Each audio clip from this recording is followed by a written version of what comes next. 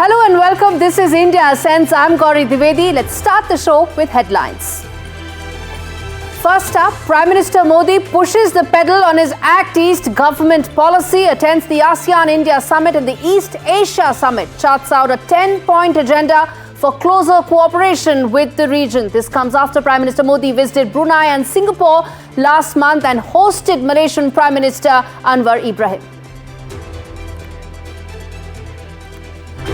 मानना है कि 21वीं सदी एशियन सेंचुरी भारत और आसियान देशों की सेंचुरी है.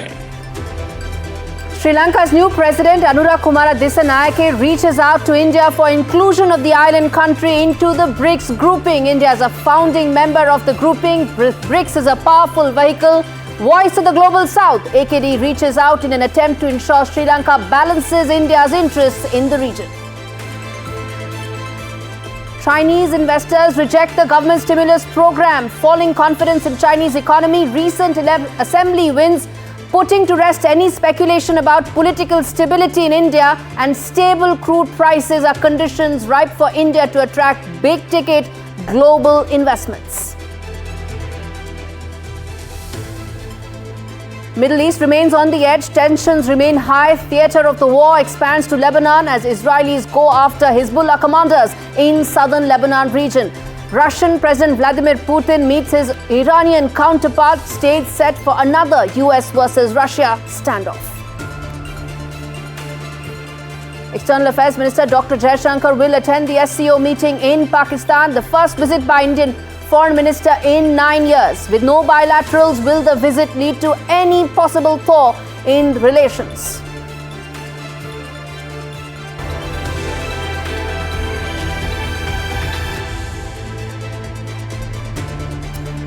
The big story on India Sense, tensions in the Middle East. As things stand right now, stage is set for a West versus Russia standoff in this region. Israel has already expanded the war into Lebanon. It is utilizing a very unique opportunity that exists before the American election on the 5th of November. Both Donald Trump and Kamala Harris have backed Tel Aviv and will continue to do so. And while President Biden's call for restraint have been few, Israel is in a position to ignore them, given the leadership vacuum that exists in America right now. It's a short window, but it does exist. But that's just half of the story. Russia's interests in the region are just as deep, and Israel has always ensured it doesn't cross Putin's red lines. Russians were informed ahead of attacks on Iran and Syria in the past. And as Israel weakens Iran, it cuts into Russian interests. A weaker Iran is good news for America, but not for the Russians. Iran and Russia are not natural allies, but they've forged deeper ties in the last decade or so and really pushed the pedal since the conflict between Russia and Ukraine, where the Russian army has used a lot of Russian drones, Iranian drones, amongst other things. And as Putin met his Iranian counterpart, Mohammad Pezeshkian, his calculus of the security framework could in fact change. Listen in first to the sound bites of Vladimir Putin and his Iranian counterpart. We come back and talk more. отношения с Ираном носят для нас приоритетный характер. همکاری‌های دو کشور برای ما یک اولویت است. И они развиваются очень успешно. هر حال اوضاع در منطقه بسیار بحرانیه و کشورهای اروپایی و آمریکایی دلشون نمیخواد منطقه آرام باشه تا بتونیم این ارتباطات رو در بستر آرامی با همدیگه ادامه بدیم. Even as they confirm and reassure each other and the world that their bond is getting stronger, the theatre of the war is now shifting. It's no more just Gaza, it's now Lebanon. Israel is going after not just people in Lebanon, but also UN peacekeeping forces. Listen into this report, take a look at this to tell how the theatre of the conflict is now shifting.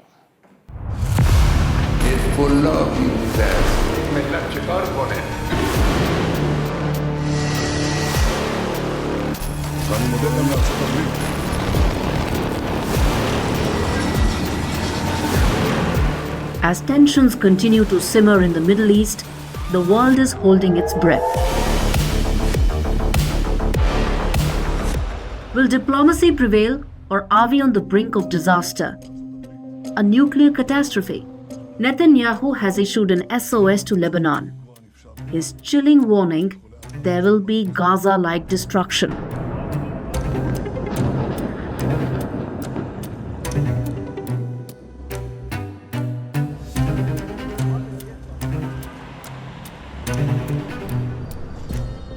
This as Iran-backed Hezbollah militants continue fighting Israeli soldiers on the front lines.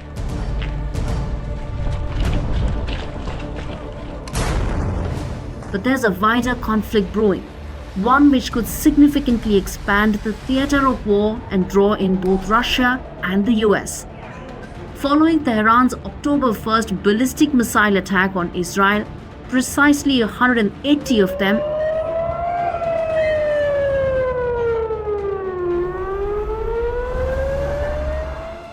Iran's oil facilities and nuclear sites are in Israel's crosshairs.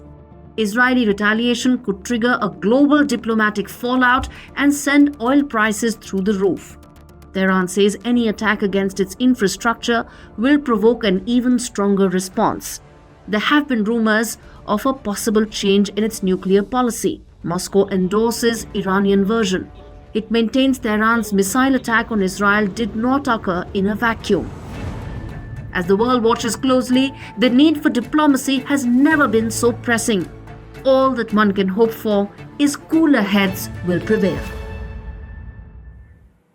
So the Israeli Prime Minister Benjamin Netanyahu wants to alter the political map, but he also knows the red lines right now for the American government, which is that any attack on the Iranian oil fields will push up gas prices domestically, just weeks ahead of the election. So he knows that. So possibly a limited attack on military installations in Iran is more likely.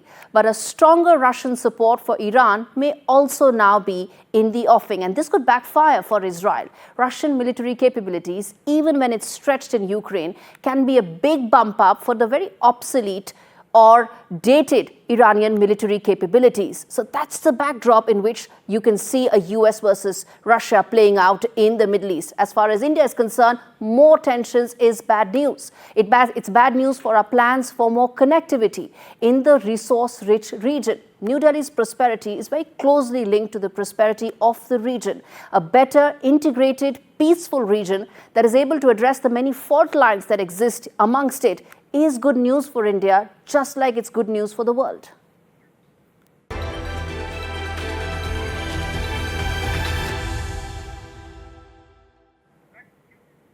The first wide-angle story on the show.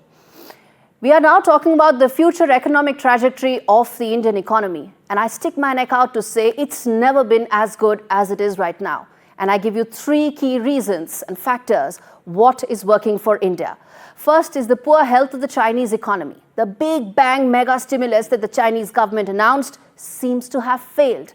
The mega stimulus was aimed to lift the world's second largest economy, hasn't done so. The stock market seems to have suffered their worst rout since 2020. And the enthusiasm is now waning as investors expected follow-up measures to back the spending commitments that the Chinese government made. But that hasn't happened. As of now, the 2024 target of Chinese government of a 5% growth pretty much looks out of reach.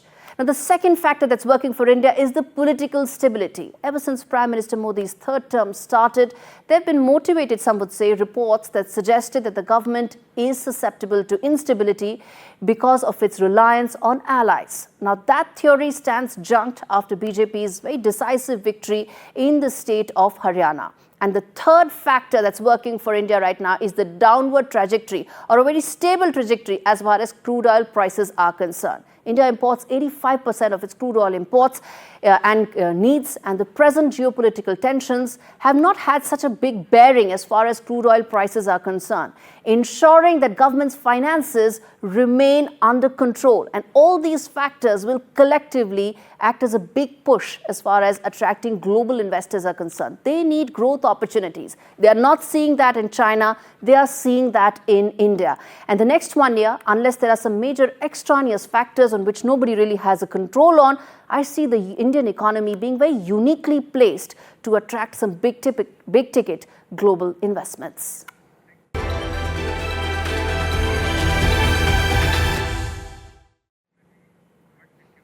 All right, let's get the first top voice on the show.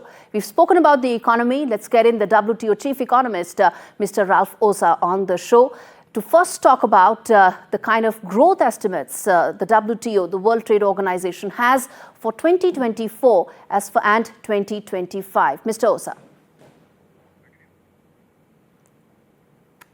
What are the findings, sir?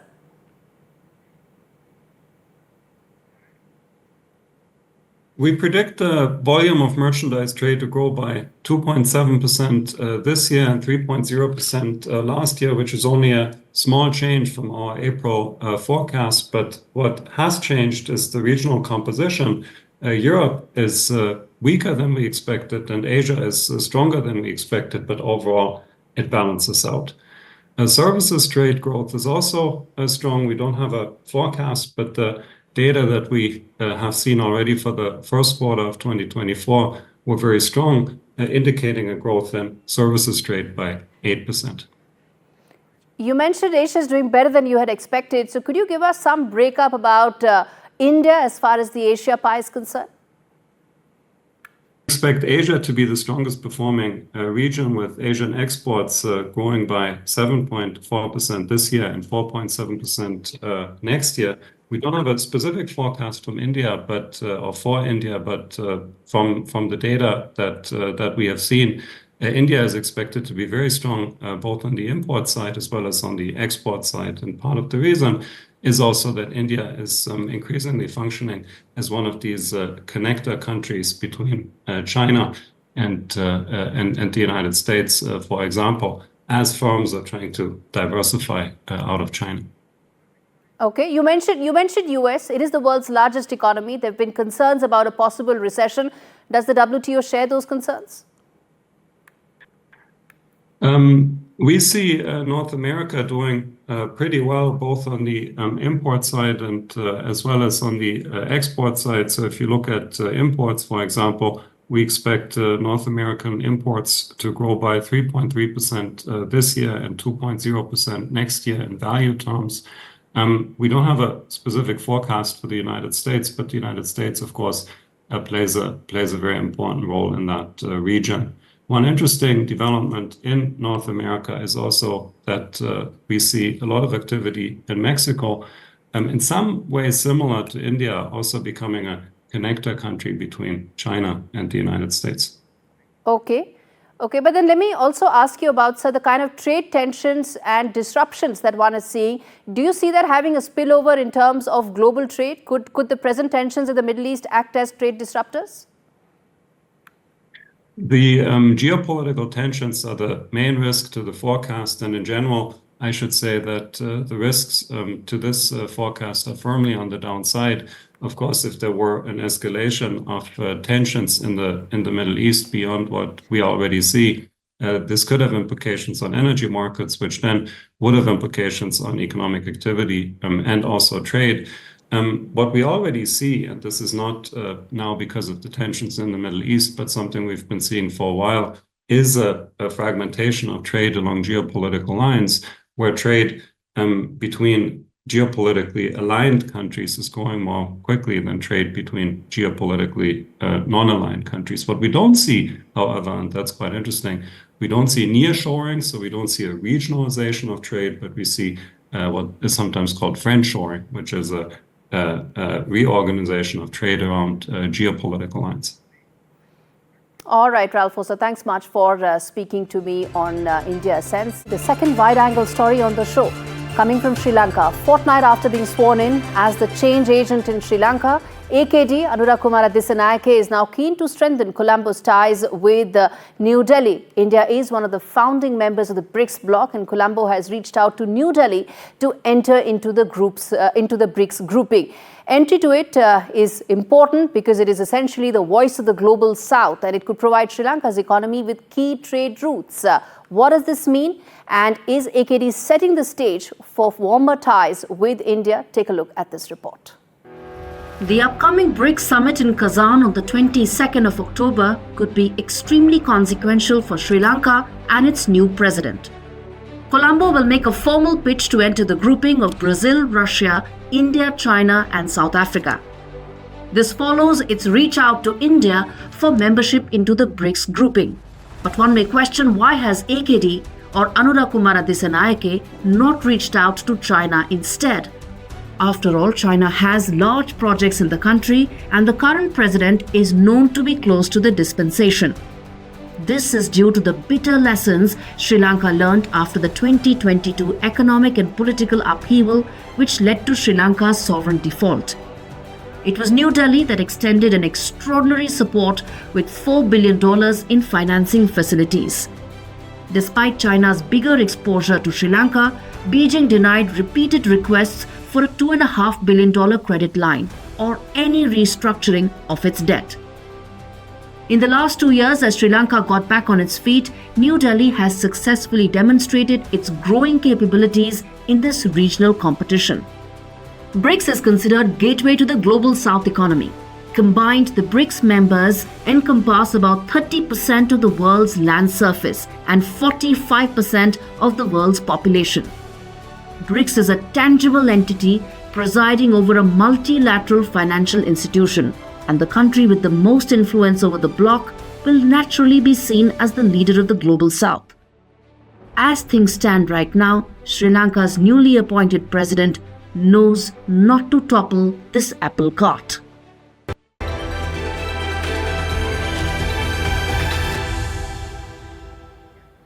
Second top voice on the show. We spoke about Sri Lanka. It's got a woman prime minister. And let's get in a woman speaker to come in on the show. Silvana Koch Meherin, who is the founder president of Women Political Leaders. Thank you so much, Silvana, for speaking to me on India Sense. We're speaking at a time when Kamala Harris could really break that ultimate glass ceiling in global politics. She's raised $1 billion in funding. What kind of a message do you think her victory could send to women leaders around the world?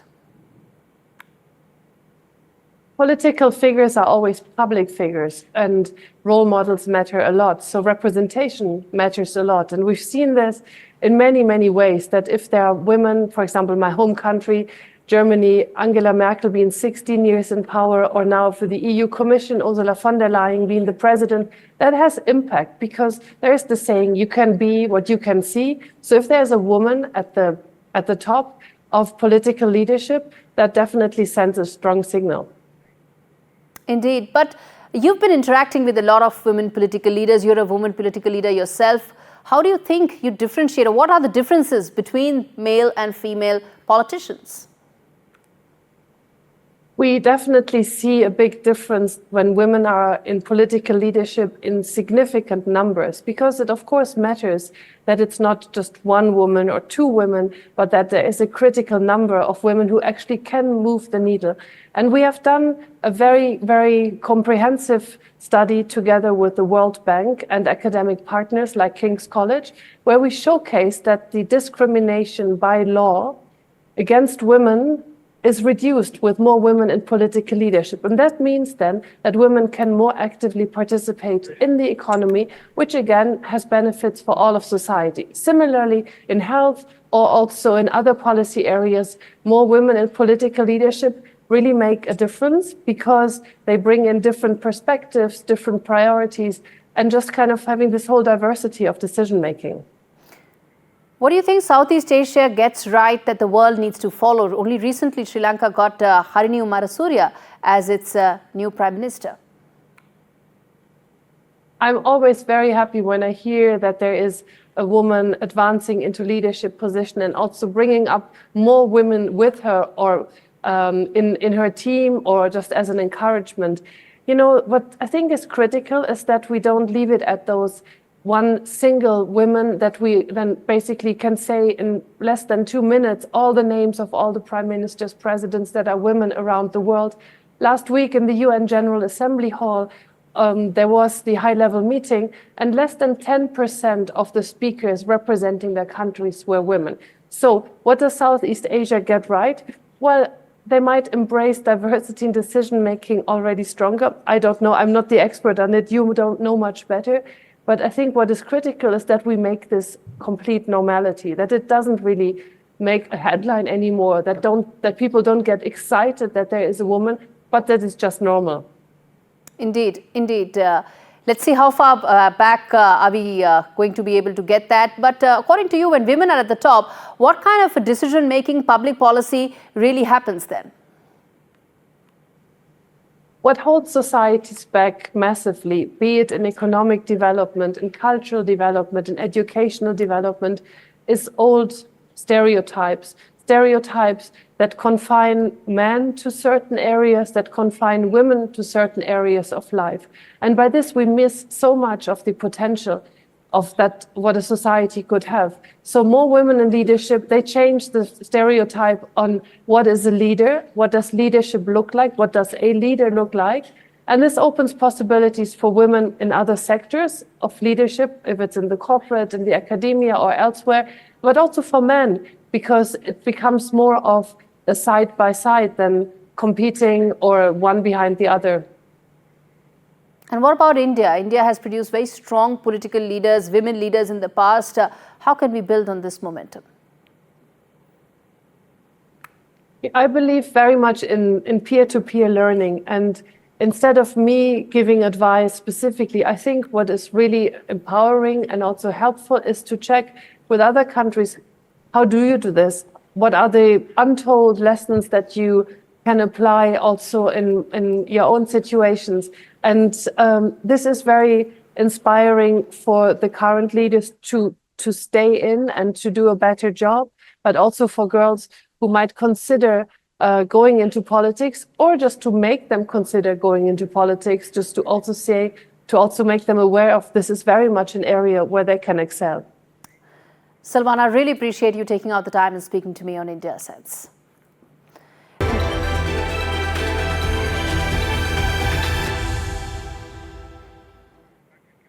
All right, on the inside story today, Pakistan.